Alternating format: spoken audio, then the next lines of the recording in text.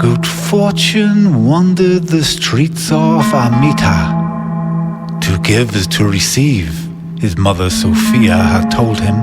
So he gave his last 3 gold coins to people in need. Good fortune's aunt was called Rebecca. She made lunch that afternoon, as her pantry was as full as she was generous. Good fortune's cousin and best friend was called Hannah. Later that day they made a snack of peanut butter and bananas. The next morning was Mothering Sunday. With the help of Sophia and his auntie, the cousins created a dessert with the ingredients from Rebecca's pantry. All agreed on its splendor as they sat after on the sofa. It needed a name, so they called it Pavlova. Good fortune's father was the artist, his uncle the magician. The 3 sat in the study, awaiting Good fortune's decision. His uncle had asked him what he wished for his birthday. Good fortune told him that he had loved the Pavlova so much he wished it to be his girlfriend. A cloud of smoke appeared, tall standing, as the magician transformed the Pavlova into a girl called Anna. And here the poet entered, who was the adopted brother of the artist and the magician. He congratulated his nephew on his decision with a sort of smile, took out paper and with a pen on it drew some lines, as it was up to him to bless the union of Good fortune and Anna with their storyline. The most common was drama, which would contain all the ups and downs of life. The most feared was tragedy, where one of the young lovers early would die. The most wanted was comedy, as laughter was loved. Other popular storylines included adventure and love. But of course, most had a little bit of all of the above. The stories the poet saw soon to be faded depended on how many gold coins the participants had accumulated. Those with many, tragedy and drama would weigh mighty. Those with less, blessed with life lived lightly. Good fortune smiled, the smell of sea, sound of sails.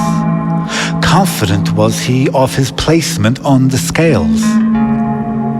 In the state called Amita, the family did live, known for its beauty and being a safe, stable, and fun environment for kids. The sloth was Amita's national animal, play the gilding, the theater its heritage building. Its neighboring states to discern, first Kalen, where the children would eventually go to learn. The duck was Kalen's national animal, learning its gilding, the school its heritage building. Over the water was Horatio, most industrious of the states, where the children, when young adults, would go to ply their trades. The octopus was Horatio's national animal, work its gilding, the factory its heritage building. Good fortune set off from Amita to Kalen, to a place called the waiting room, right by the school. He'd stay here just over 2 months if time there, with a family known as the ones from the other side, who gave him the nickname of Smiler. Then one day the bell rang, signaling the arrival of the raft. that would take him to Horatio over waters vast. He exchanged gifts of chocolate with the family who with he stayed. Hugging the mother upon departing, they wished each other well. The crossing would last 3 days. Then a further 2 easy would be spent in the port hotel of the harbour town of Leafy. After reading and signing numerous papers and drafts, Good Fortune said goodbye to his family and boarded the raft. Sophia and the artist waved from the shore stalls. "Keep in contact," they called. Rebecca, the magician, Hannah and the poet waved too, craning necks, shouting, "Have fun! See you when you get back!" The first 2 days of the crossing, as they moved through different time zones, were exhausting. A bumpy ride, sitting sore. On the 3rd day, Good Fortune could relax a little more. Then, to much relieving, they arrived in Horatio in the early evening. Booking into the Port Hotel in Leafy, Good Fortune was told that he would need a new name, just as an actor does for new roles. He was stumped, all right. He was told to sleep on it and maybe a name would appear in his dreams that night. Getting to his room, he lay and to the quiet listened, then fished around in his bag for the dream crystal, a gift from Aunt Rebecca that made dreams vivid and alive. So before drifting off to sleep, he placed it at his bedside. Consider the silence, the passage of time. Then, "My name is Chris Walker. The cuckoo is my den." He sat up in bed, searching for a pen. Switching on the lamp, the light beamed. "I was destined to awake early as a boy, to live my father's dream." This is what the dancing girls had sang to him at night's willowing burst, as they lifted him in their arms, swirling in their white billowing skirts. All this was said while the scene finale from Swan Lake was played, from some place that made music omniscient. Well done, team. If it worked, his new name had appeared in a dream. He had awoke early as it was the middle of the night, hot and staring flat. But the cuckoo, what and where was that? The central law. The dream started fading, so he tried to remember more. He had been following an old games console, the Soviet it was called, appearing upon a warehouse floor, leading to a puzzle needing solved. A boy had asked him to play it, musically like an instrument, a bet, a toy one, calling him by a different name, which sounded something like Royston.